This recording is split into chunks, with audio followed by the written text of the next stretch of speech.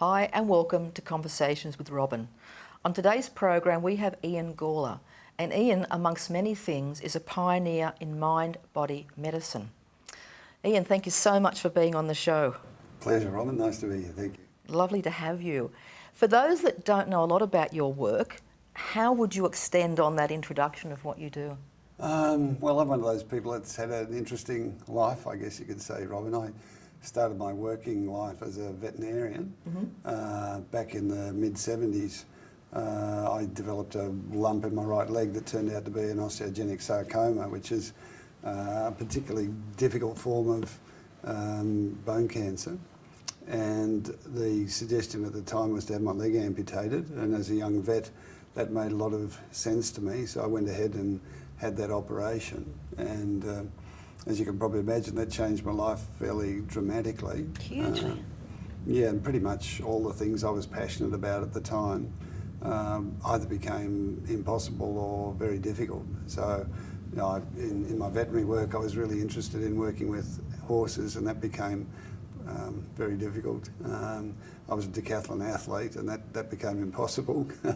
and so it was almost like the life I'd been living up until that point ceased, and I had to start again. You know, I had to start a life afresh. What age would that have been? I was 24. Wow. Okay. So, and in a way, the fact that I'd been so physical helped me, I think, to have a leg amputation, which might sound a bit contradictory or paradoxical, but I'd sort of done an enormous amount physically. I've been a very physical person, but I'd had a deeper interest in spiritual matters, and so faced with this huge upheaval in my life, I interpreted it pretty much through a spiritual framework and thought, well, what's the meaning of this? What purpose does it bring into my life? And what is there about my life that I can do that's constructive? So you had that awareness 30 odd years ago at 24? Sure, yeah, and I think in retrospect, part of it may have actually almost been like a self-defence, because I think it was pretty clear if I'd concentrated on what I'd lost through the illness and the amputation, life would have been pretty miserable. And I think I was fortunate. I had some sort of inner reflective nature already at that point in my life, and also had a fairly strong will. So I sort of, fairly soon after the amputation, I think I had the chance to almost look down two roads, and one was that road where you sort of see all the things that you've lost and sort of dwelling on the misery of that. And I thought, oh, that's a pretty rocky road, that one. I'm not going to have much fun if I go down that one. And I think quite deliberately I thought, well, what is there that's good about this? You know, how can I get something useful out of this? How can I use my life more constructively in this whole new circumstance that I'm in? And again, almost paradoxically, I think having been an athlete helped in that, because when I was at school and when I was young, I'd had two big aims in life. One was to become a veterinarian, and the other was to run for my state in athletics. And the first one, as luck would have it, was relatively easy, fortunately. I found schooling reasonably easy and got into vet science okay and became a veterinarian.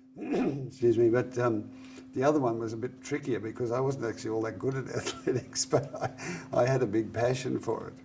And it was pretty clear there wasn't one individual event that I could actually represent the state in. But I wasn't completely put off by that, and fortunately then I was introduced to this idea that there was a thing called the decathlon, where you did 10 events over 2 days. And because of my passion, I was reasonably good at most things, but not particularly good at anything in particular.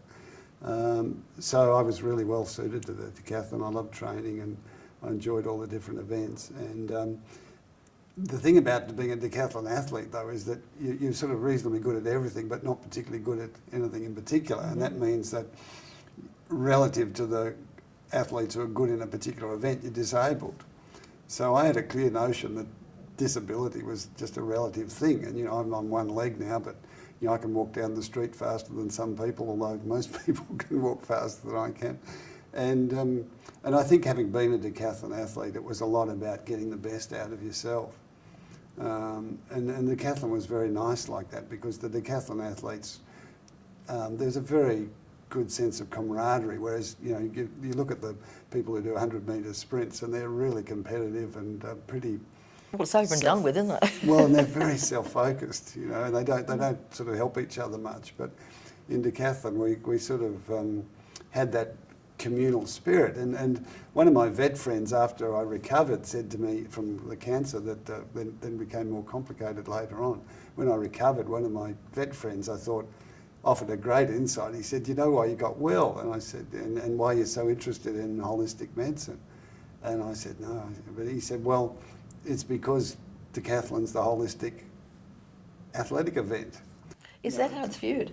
Well, it is. I mean, it's because it's bringing everything you've got to together. do the whole 10 events, and you've got to do, and you can't afford to be no good at anything. So when you look at health, in what that really means, you know, if you neglect an aspect of what it is to be healthy as a human, you know, if you neglect the body, or you neglect the emotions, or you neglect the mind, or you neglect the spirit, it's not good enough. You know, it's incomplete. And, you know, so we all know people who are really physically well, but, you know, emotionally are a shambles, or we know people whose minds are all over the place, and the same the other way around. You know, people whose minds are in really good shape, but their body's not. Yeah. And, you know, I don't know how politically correct it is, but to me, true health means that all of those things are working well. Hence the word holistic. Yeah. Well, one of the things, obviously, that I guess inspired you, for want of a better word, from the cancer was setting up the Ian Gawler Foundation. But before we get on that, when I spoke to you earlier, I was saying about you don't use an artificial leg. And why was that? Because I've often wondered that with some people. Why do some people use one and some people don't? Well, for me, it's very pragmatic. I think if anything characterises me as a person and the work that I do, it's very pragmatic, it's very practical. And you know, when I had my leg amputated, I was amputated through the hip, and I tried an artificial leg, but they're a very cumbersome thing in that situation. It's a very different situation to say if you have some sort of stump left. You know, and the more leg you have left, if you've had a partial amputation, then the easier it is to wear an artificial limb, from what I understand of it. And for me, I tried it, and I just found it was really cumbersome. And I think, having been an athlete, I was really used to moving more freely, and I find crutches give me much better mobility. And I think also, to me, I don't know, I think there was another element of that, is I just like the purity of the fact, well, I've had a leg amputated, and I don't know, there's a very personal thing, because other people, I think, very comfortable wearing artificial legs, but that sort of artificiality of it was a minor element of it, and anyway, it's been more practical. And then what happened from there was I thought, well, what do you wear? You know, if you've got one leg, what do you wear? Particularly as a bloke. Yeah, that's true, isn't it? And so I tried wearing, you know, trousers with one leg tucked up in my waist, and I've got quite a strong sense of aesthetic and beauty, and it didn't appeal to me at all. And again, you know, other people might find it fine, but after I'd had my leg amputated and I was trying to work out what to do with this, my first wife came in with a caftan and said, "Do you want to try wearing this?" And this may well be a family show, so I won't tell you exactly what I said, actually, but it wasn't all that complimentary. But then I thought, well, hang on, there might be something in this, so I tried it. And it was just really comfortable, and it sort of solved some of that, you know, the imbalanced sort of, not too aesthetic look, I think, that one-legged pants had for me. So I started wearing caftans, and, you know, I've done so ever since. Yeah. It's amazing, isn't it? Because there's so many things for so-called more able-bodied people. We don't have an understanding of what it may bring in. With that, as you say, wearing trousers, for you it wasn't aesthetically pleasing. Yeah, and the caftan's much better. So, yeah, I mean, it's still, it's interesting, because a few years ago, I've been a very keen body surfer through my life, and we were in Hawaii a few years ago. It's quite a while ago now, and I broke my shoulder. Ooh. And of course I ended up in a wheelchair, and it was really funny. I came back to Australia, and I was telling some of my friends I'd broken my shoulder and I was in a wheelchair, and they'd say, "Well, why the hell are you in a wheelchair? You broke your shoulder." And I said, think about it for a minute. When you said that, I'm thinking, yeah, right, of course. Especially if for you it's crutches. Yeah, so I need my arms to walk. Hugely adaptable person. Hugely adaptable person. We're about to take a break and we'll come back and find out more about Ian's journey. Stay with us.